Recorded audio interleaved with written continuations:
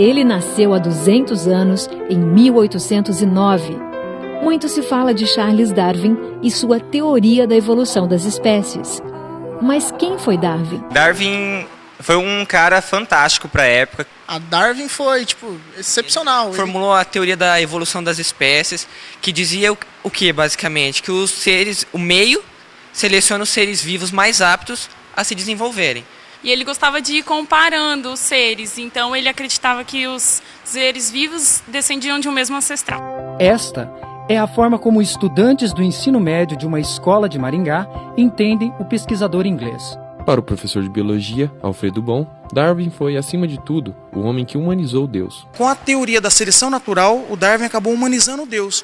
Por quê? Porque você não tinha a provação, não é? Aquela questão da punição divina, mas sim algo que é comum na natureza, simplesmente morreu porque não era adaptado. Darwin nasceu em uma rica família da Inglaterra. Sempre foi muito dedicado aos estudos e envolvido com a natureza e seres vivos, desde a infância.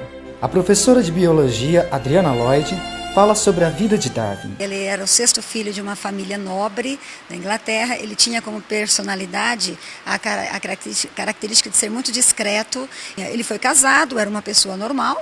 Ele foi casado, tinha 10 filhos, né? A professora Lloyd explica ainda que a teoria de Darwin sempre encontrou oposição, principalmente entre os criacionistas. Porque ele desafiou, né, a igreja na época, né, muito no auge, né, da Inglaterra vitoriana, havia todo um pensamento baseado na teologia, e ele simplesmente tirou Deus do centro da formação dos seres vivos, e principalmente da formação do homem, e colocou o homem como sendo mais um ser habitante do planeta. O professor de biologia Alfredo Bohm explica que a viagem de 5 anos de Darwin a bordo do navio Beagles, como convidado do capitão, foi fundamental para o desenvolvimento da teoria da evolução e seleção natural das espécies. Nessa viagem, ele percebeu que cada país, na verdade, tinha uma espécime, de repente, de plantas, de animais específicos, não é? E elas variavam conforme o território, conforme o ambiente. E ele começou a ligar, se o ambiente estava em transformação, as espécimes também estariam em transformação. Para a estudante Barbara Uratz, conciliar as duas teorias é muito fácil. Eu imagino que Deus tenha criado o mundo por meio da evolução, não de um dia para o outro, assim, não do sentido literal da Bíblia. A mesma visão não é compartilhada pela estudante Larissa Prates. Eu acredito que Deus criou o homem e ponto. E quando a gente tem fé, a fé é a certeza das coisas que a gente não vê. Então a gente crê.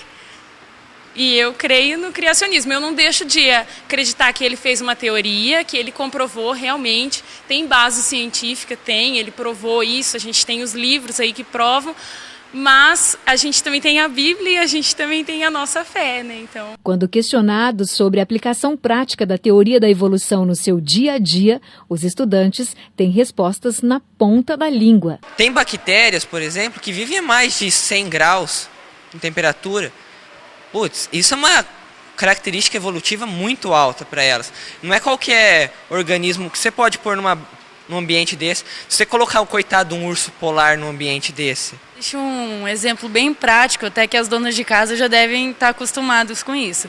Que às vezes usam veneno para barata, mas a bichinha continua ali, né? E isso acontece devido à teoria da seleção natural, porque as baratas que são resistentes ao veneno, elas sobrevivem e dão origem a outras, entende? Então não é que o veneno está sendo fraco, na verdade tem baratas mais fortes ali no meio.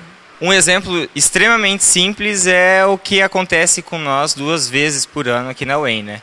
O vestibular, que sempre seleciona geralmente os mais aptos a passarem no vestibular. Mas a estudante Larissa não concorda. No vestibular nem sempre o mais forte é o que vai passar.